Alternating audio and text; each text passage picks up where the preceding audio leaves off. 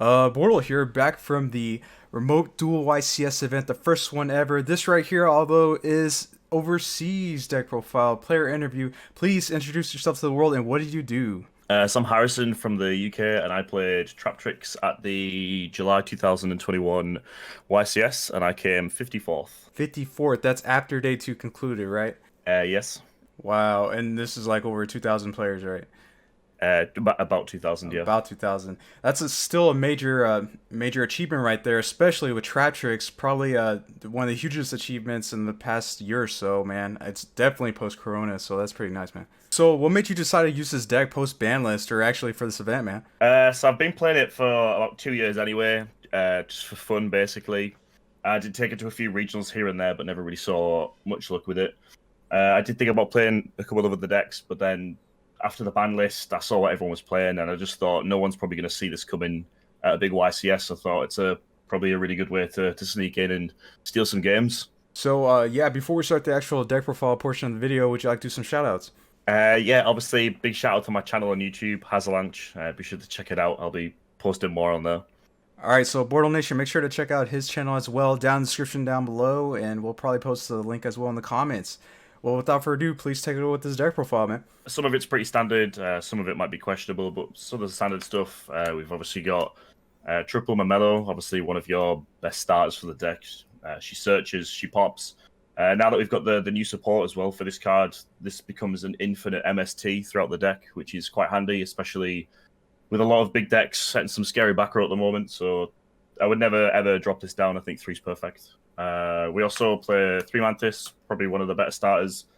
I think 90% of my games over the weekend, I was always searching for Diana for this, just for the follow-up turn. However, there were a lot of instances we were searching the new one that can special summon from hand for free, which is quite nice. For two obs, we play the two Diana, Monster Reborn, and Trap Revival. This is perfect. And then just for the one of, we play the Vesicular, the new one. So this can special itself for free and also retrieve traps back from your grave if you run out of traps, basically. Beautiful explanation right there, man. I do want to ask a few questions, though. What are your thoughts on Traptrix Atrax, the one that doesn't really do anything except allows you to activate traps in the hand? So Atrax is actually really cool. I was actually playing it at one. I was testing out this cool little combo where you can basically use the same trap hole twice in the same turn using the new Link Monster and Atrax that we have. However, I just found it was a bit situational, and you would never really do it game one, as a lot of people were playing Maviru anyway. And it was more of like a game two, game three, and I didn't really want to side it, so I ended up just cutting it. And then for the next monsters, we play three Parallel Exceed. I think everyone plays Parallel Exceed and Traptrix now. However, three's probably right. I think if you're playing two on the basis that you don't want to see it, I think that's just incorrect. You want to see this in your opening hand, and regardless if it's one or two, there's some really cool interactions with Parallel Exceed and some of the monsters in your extra deck anyway. So three's good. You always want to see this. Going first, going second. It's a free body, so why not? And then the last monster that I play is actually Dimension Shifter. I'm not really sure if this is too standard in a lot of Traptrix players at the moment. However, this absolutely crushed the weekend. This card came in clutch. It destroyed every deck I played against. Now, correct me if I'm wrong. This is only good if you open it, right? If it's one of your 5 cards in your opening hand. Yeah, so you kind of need to see this. Going first, going second. You can shotgun this if you're going first. It's going to linger in your opponent's turn. The only negative to this is if you do use it going first, you're going to lose a monster, because when you link off the Sarah, that monster is going to be banished. But apart from that, that's a sacrifice that's going to help you win the game, to be honest. That is true, and you did mention that this is the last of your monster lineup. Did you consider playing other hand traps with this, like possibly Ash Blossom? Definitely. I knew a lot of people were going to be playing Droll against, obviously, two of the biggest decks this weekend. I even thought about Gamma at one point, but I decided to cut down just to 3 monster hand traps just to try and maximize actual consistency. So that's the last of the monsters, and then the only 3 spell cards that we do play are 3 Pot of Prosperity. Again, this card is fantastic in this deck. Going first, going second, being able to dig just to find those key pieces, especially if you want, like, I guess we could call it full combo, where you want monster, you want trap, and you want the exceed for summoning. If you can get all three into your hand using this, you've pretty much won the game. Yeah, definitely no arguments here. I mean, that card right there just it says win right there, and you need your last combo piece too. And obviously, that's it for your spells. I see you're not playing double or nothing, which I'm a huge advocate for that. I honestly I don't like that card at all, but in the past it's been pretty decent because it's a win button. But Hmm. dude, I can't tell you how many times I would brick with that card. So I'm pretty happy that you weren't using it because the deck doesn't necessarily need that card because you can just make something else like a stronger like Link monster if you need to or Yeah, absolutely agree. I found it to be an absolutely a card that you just don't need. It ruins consistency. Don't get me wrong. Obviously, when you do pull it off, it's great. It's going to win you a game. But I think there's better ways to play the deck. Play a more controlled environment where you can win that way rather than trying to punch with one turn. Probably pretty standard any Traptrix deck. Play a 3-shade Brigadine. No real explanation needed. You summon this Trixera. Make Time Thief most likely if this is underneath. I think in most of my going first games, I actually saw this or drew into it with Port of Prosperity, which helped obviously massive. But the games I didn't see it, it did come in clutch quite a couple of times with Torrential Tribute, where my opponent was basically trying to play around Torrential Tribute, and I triggered this, summoned it, and then blew up the board. 3 Infinite Impermanence. These two cards on paper clash, but in testing and in games, they never clashed once over the entire 3 days. I feel like you need to play both. This is a deterrent for going second. It assisted the D shifter, and quite frankly, it was just useful as well. Even when I was going first, having this set, a lot of people would actually imper my own Sarah, which happened I think 3 times over the weekend, which was hilarious. Next, we have Compulsory Evacuation Device. Now, this one's kind of a little different. You don't really see this in most generic Traptrix lists. However, I absolutely love this card. I think for the entire time that I have been playing Traptrix, this has always been either a 2 of or a 3 of in testing, and quite frankly, this put in the most work all weekend for me. It was probably the best card in my deck. Oh yeah, most definitely. I could honestly see that card being like a flex spot, but just the fact that it's chainable, you can even target your own Sarah, which nothing will happen except resolution special something from the deck, For and sure. then a huge the huge wave of strikers, which it's kind of iffy against them, but Solomon Great that's really good. So yeah, I'm hyped up for this card most definitely. Quite happily keep this in for now. But yeah, like you say, if you're not really a massive fan of the Compulse, it is probably a spot you could probably squeeze in some of the choices. Played 3 strike in the main over Judgments. I did try Judgments for a while, but I found going second, being able to set a Judgment and play in your opponent's turn is just more effective than setting a Judgment and trying to play in your opponent's turn. This ruined Sky Striker's life all weekend. Wait for them to activate the Kagari effect, strike it, they chain rare, engrave, or well, sorry, they use rare effect afterwards, and you just call by it and they lose, basically. Also, another really cool thing you could do with this is the Tri Brigade matchup where they use Revolt. All the monsters summon back, and then they link off into the next monster. You can strike the follow up to the monster, which is quite handy as well. Not on the actual Revolt itself, but once the link monster comes down, you can just deterrent it, just get rid of it straight away. Cutting it down to the 2 ofs, we've got the 2 Torrential Tribute, board wipe.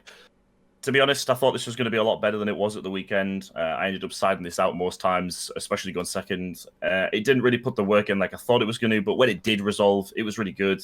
I just found a lot of players were playing around this card. And then I'm in Heavy Storm Duster. I'm in 2 of these. I like this over other back row removal. Obviously, a trap for Sarah. The negative downside to not being able to use your battle phase is fine, I think. You're not really designing to kill them in one turn. And the fact that also Sky Striker was I thought, Sky Striker was going to be quite predominant this weekend.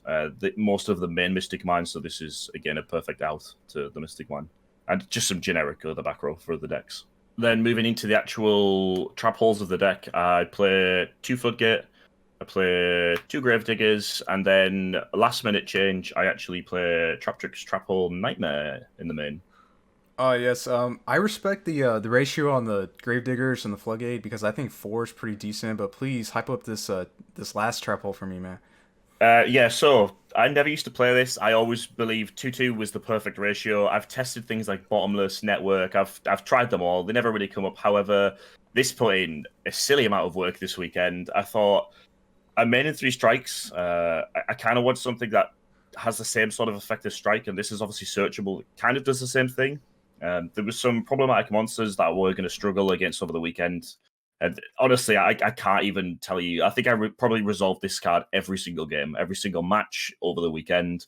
Whether I lost, won, draw the game, it doesn't matter. This card put in so much work. Monster special summon, the turn activates effects, gone. Just boom, removed. Then just moving into the final two cards. These are the one-ofs, Traptrix and Imperial Order. It's no brainer on the Imperial Order because, geez, Strecker getting off the list. You only have prosperities, and by the way, those are only nice. Going first, going second as well, and then you can follow up setting the Imperial Order. So that's like perfect timing right there.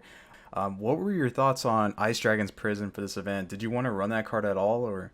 So I actually was running Ice Dragon's Prism before this, in probably my last build, and I found going first against the matchups that I had this weekend, or was expecting to encounter this weekend, it didn't do enough, or didn't really do what I wanted it to do. One of the biggest things as well, if you need to resolve a trap early for any situation, IDP is really difficult to resolve that early, especially if your opponent really hasn't put much resources into the grave to be able to do anything. Don't get me wrong, it's a really strong card. Used in the right way, it's super impactful. However, I feel the trap lineup that I chose, it was just perfect. So extra deck, we play Triple Serra, obviously, best card. I did end up usually banishing one of these for Prosperity sometimes, which was absolutely fine, because I think 2 was the maximum that came up in most of my games anyway. Other Link 1, we play Link Spider. So this is basically for the Shade Brigadine into Parallel Exceed play. If you open up either one with no monsters and you can Prosperity into the opposite, then basically you can get straight into Rafflesia. And if your back row isn't great, you can, other way around. If your back row is great, you can go straight into the Serra using the Rafflesia. Link 2s, we play the new Link 2 Calaria. This is super strong. I didn't go into it game 1. Most of the times this was more of a game 2 or game 3 card. There is a cool interaction that you can do with this and Atrax, where is if you have this with a Serra underneath, turn 1, and then you summon the Atrax, you can actually bounce the card back with Mantis that you could summon in the end phase with this, and then use the same trap hole twice. This was mainly there for the Mamelo consistency of popping back row, so in the end phase, summon Mamelo, pop another back row, and it's just going to give you more field advantage as well. And then the only other link that I did play was Access Code Talker. However, this card didn't come up once over the entire weekend. On paper, it sounded good, but there was never an opportunity for me to make this, and I found if there was an opportunity for me to make this, I was already in a winning state anyway. Then for the XYZs, we play Traptrix Amorous. This card is insane. I probably summon this every single game as well. Absolutely fantastic. Just being able to buff some of your monsters to go into this. So say if you've got the 1/7 and special summon in defense mode from Dynair, overlay them, put something back in attack mode again, it's got more damage, special summon something back. You can even overlay on top of this to deal extra damage if you've already floodgated. This turned into a Zeus quite a lot of the time as well, so cool little play that I did do is if I found this was just sat by itself, I would just put a Zeus on it anyway, and it forced my opponent to play around my back row from destruction, because if they did try and destroy something, then my Zeus would become live straight away, and it also gave me a 3k defense body. I play Traptrix Rafflesia, activating traps from deck, absolutely fantastic, absolutely insane.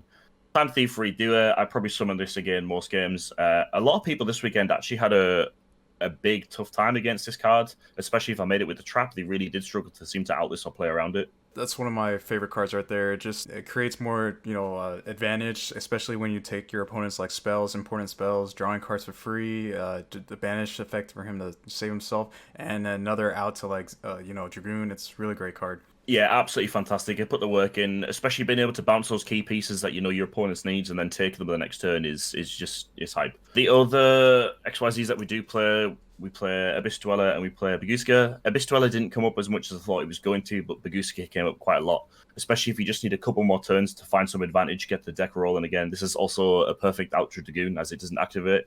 It just blankets the board and puts it straight into defense mode. The Utopia package, and I want to say package, I actually only play Utopia and Lightning.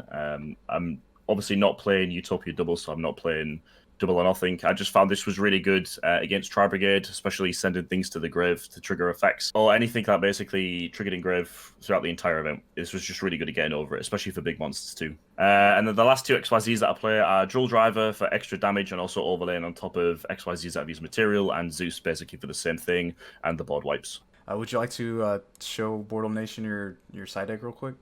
Yeah, no worries. 3 Judgment, 3 Appointer of the Red Lotus, and 3 Anti-Spell. These are when I go in first side cards. Anti-spell against Sky Striker, Drytron, and Tri-Brigade. This basically helps a pointer to be able to take out those key pieces, especially if you've got things like Lightning Storms that are getting sided in, and Judgment just for negate everything, basically. I probably sided in all 9 of these most times going first, and it worked perfectly. They didn't break, they didn't clog. They did exactly what I wanted them to do. My going second cards, I played 3 Gadala, the Kaiju, Wind, obviously Tri-Brigade being a thing. I was playing Gamma Seal just because it's smaller, but last minute change, I decided to put the Wind one back in just in case Barry's statue did come up. And I probably summoned this when I had to go second most games. It was incredible. It put the work in, it outs Dragoon, it shuts down the Tri-Brigade board again, especially if you've got things like Dark Samorg, where Traptrix players just can't play if there's a Dark Samorg on the field, so this just removes that, or any possible threat from any of the deck. And then finally, my last go and second card was Twin Twister. There was the odd matchup, I think, where I went first, where I actually kept this in. I think it was against Sky Striker, but apart from that, it was usually just for going second. And that's it for my side deck. As far as the last 3 cards, the triple Twin Twister, did you wanted to use like at least Harpy's Feather Duster or something, or? I did try the one-offs. I tried the Lightning Storms. I tried Harpies. I tried Cyclones. I even tried MSTs. I found a chainable card, especially with this type of deck. It just fits better. The more reaction time you can get, be proactive and reactive at the same time, is just better than a spell speed 1 card. But Harpy's Feather Duster is a great choice. If you did have the space, I probably would have put it in as well as. But I found the Twin Twisters, with the cost of discard rather than losing life points, was just really fantastic. Okay, and it looks like you played pretty much a bunch of meta decks out there, with your only losses being against Striker, I believe, and Tri-Brigade. Striker, to some extent, it's kind of a iffy matchup just because Widow Anchor's a 3-of, right? Obviously, if your Sarah gets widowed instantly, it's not the end of the world. It's still there. You just have to utilize your traps a little bit better. 1 Solomon Strike and 1 Gravedigger's Trap Hole with any follow-up usually shuts down that deck completely if you go in first. But it can be a bit of a grindy match. You need to definitely be maining things like back row removal this day, just with the Sky Strikers being able to play Mystic Mine, just to help them gain advantage. It's super important that you can get around that. And thank you again, Hazelange, for being on the channel today. And remember, Bortle Nation, you can check him out in the description down below. He has a further explanation over this deck overall. And yeah, thanks so much again for being on the channel. No worries, thank you. And listeners, sub for Bortle. It's that easy and it's free. Oh god, yes, Bortle out.